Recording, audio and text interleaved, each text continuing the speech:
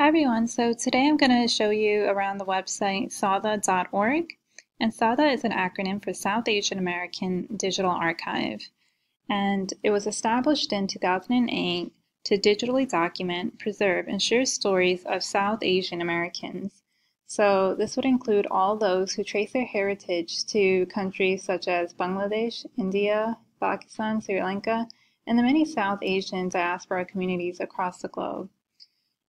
So right now we are on the home page, and you can see we have a slideshow up here. And then further down, if you scroll, you can see the different projects that they have done, ongoing projects as well as future projects. So we'll go into those more in detail a little bit later. First, I want to show you across the top navigation. So let's click on About. And yeah, as you can see, right now they're currently in their 10th year of documenting, preserving, and sharing stories of South Asian Americans. And there are 3,162 items contained in their collection. Here's the number of visitors that they've had around the world since 2014. There are 89 original articles by scholars of South Asian America in Tides, their online magazine. And they've done 83 presentations and events that was delivered and held at venues across the country. So if you wanted to take a look at their mission and vision statements, you can do so by clicking on this link. And here it will tell you their goals for their organization. So SAADA creates a more inclusive society by giving voice to South Asian Americans through documenting, preserving, and sharing stories that represent their unique and diverse experiences. We envision American and world histories that fully acknowledge the importance of immigrants and ethnic communities in the past, strengthen such communities in the present, and inspire discussion about their role in the future. And then they just have a list of their values. So that would be really good for teachers to take a look at and align their lesson plans with as well. And then down here, they just have information about their staff, board of directors, academic councils, supporters, publications, press, and then contact. If you would like to contact them, they have a telephone number and email. So again, we're just going to go across. So then they have a news link, and they just have news articles here. Anytime they just have any updates about what's going on, maybe new projects. As you can see, the last article was from July 10th, 2017, so it's been a while. They don't post here as often, but it's good to just check back if you're interested to see what's going on. And then they have events. So if you're interested in attending an event or looking at past events that have been held, they have all that information here. So these are all the past events. And there's actually 2 upcoming events as of this date that I'm recording this. And it's called The Missing Stories. So one will be held Thursday, and it says, I'll give you the date and time and location. And if you want, you can just click on it for more information of what it's about. And here they'll give you a description of the event and you can register. So going back. Also, if you wanted to request a presentation, you can do so by sending them an email. So if whether it's your high school, college, university, or place of business, you can put in a request and they will get back to you.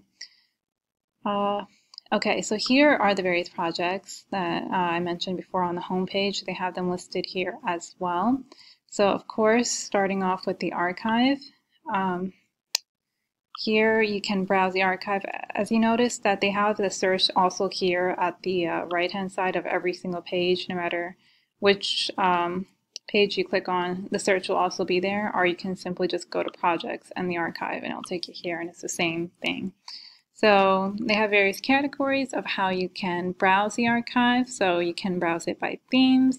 So this is broad categories into which many of the materials in the archive are organized. So they give you examples: arts, early immigration, gender and sexuality, political engagement, etc. So if you click on it, there. So, for example, they have food, race, so different things, and you can see the number of items they have in that category. So here, political engagement, there's a lot in there, community organizations and organizing. So that's one way if you kind of just were interested in a specific topic. Or you can search the collections. So again, they have it separated into various collections. Then you have sources. So these are a list of publications from which the items in the archive originated. So these are various magazines, newspapers, all listed out if you're interested in a specific one.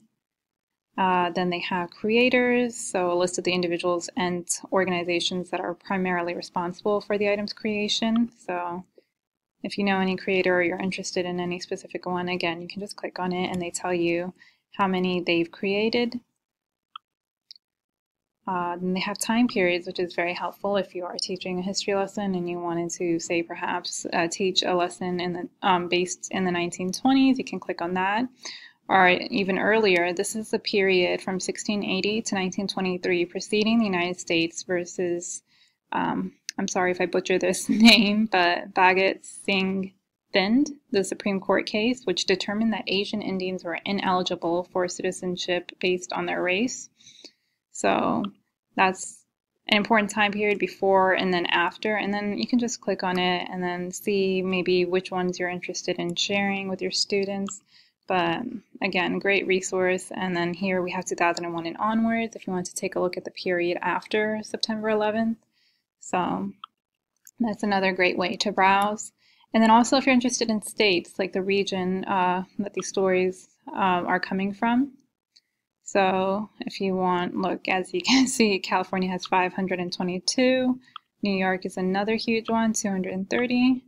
And I'm sure more stories will come out from the other places, but these are the most popular. Illinois has 183.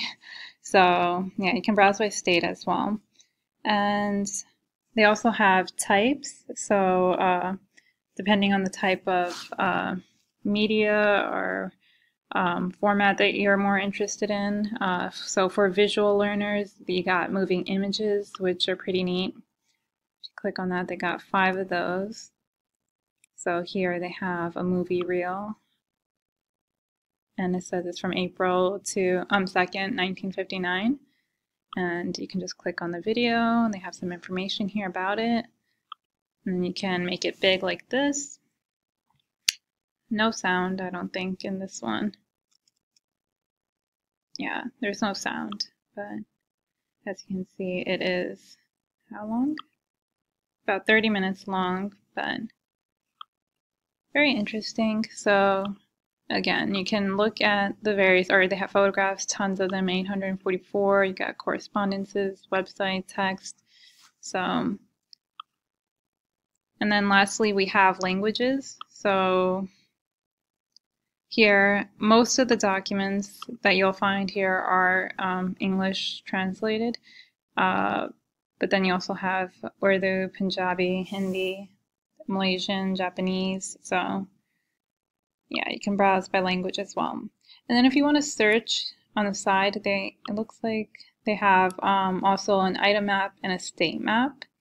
They have all the same things here, though, that we just examined: theme, collection, source, creator, but these are 2 editions that they don't have on this page, so it just shows you visually on the map here, like how many items they have, and you can see, again, the most is from California, New York, and Illinois, so, and the least are this tannish color, so these are usually just like 1 items.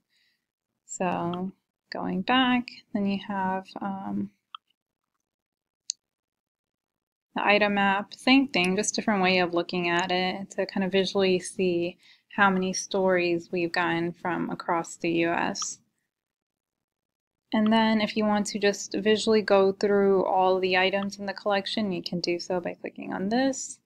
And you can just go down and browse the various pictures and correspondences, letters, etc. just by that. And then if you kind of don't know where to start or just not sure where to look, then you can just click this random generator and it'll just take you to any page. So here, for example, they pulled this up and you can just take a look like that, and you can just keep hitting random and it will take you to another. So that's fun.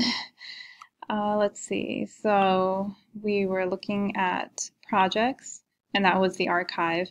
Now you also have the Tides magazine, which is their online magazine where they publish articles. Here, the latest one is from April 11th, but they update this regularly, and there's some really interesting articles down here. If you scroll down, I would really recommend this article on, again, Bhagat Singh Thind. This talks about a really important court case and how he was rejected of his American citizenship, and I think it would be really important for students to learn about this in a history lesson. So again, a lot of this is really great. You can see more and see all the various articles that have been published. So that was the Tides magazine, and then here they have more information regarding the Road Trips project, and this was launched in 2013, and it was a project that aimed to collect and share stories of immigrants' first experiences in the U.S. So click on that, and it takes you to an outside website, and here it tells you a little bit more information about the project, and then you could browse on their website as well. So here are some of the stories that they've had collected. Also, we have some other projects, Artists in the Archive, the Where We Belong one. So this project, I believe, aims to organize South Asian artists for a year-long dialogue on how to use art and the archives to fight against the erasure or the symbolic erasure of immigrants and minority communities. So here they have video clips that you can show students. Yeah, so these are very helpful. I really like this clip of, I believe he was an Indian immigrant, and he sang on this Brenda show Daly and Cool Dip Racing. Sorry. He came on this show called You Bet Your Life, and yeah, he sang a really great song, so that would be a fun clip to show students as well. And then, yeah, so there's more projects here, and this one's really exciting. It's a book a forthcoming book about the South Asian American community and its history targeted at high school age readers. So this would be perfect to share with your students once the book is published. So yeah, that's a future project, but definitely one that you can anticipate. And then here we have resources. So this is an excellent resource for students and teachers. Here they have an introduction to the South Asian American history. So it's an article that the students can browse. And then here we have lesson plans for the teachers. If you just want to get some ideas of how you can use this website and its collection, they give you ideas. So if you want to look at this one, the ethnography and the South Asian American experience, it tells you who the lesson plan is by. So if you want to adapt it into your own, it tells you how long, like the time needed for it, if you need to split it into like 2 class periods, objectives, supplies, and it'll outline the activity. And so there's different questions and challenges for students, and then a suggested bibliography at the end. So that's a great place for resources. And then lastly, if you're interested in donating, you may do so here. As you can see, so far they have $827 donated in 2018. And if you want to just support SAADA, you can do so by filling out this form. And that's everything on the top navigation. And then again, on the side, no matter which page you click on, as you can see, the search will always be there on the side. So again, I think that this is a great resource for teachers and students interested in researching the historical and present-day South Asian American experience. I hope you found this little overview helpful, and I really hope that you can find ways to implement it in your classroom teaching. All right, that is all. Thank you for listening. Bye.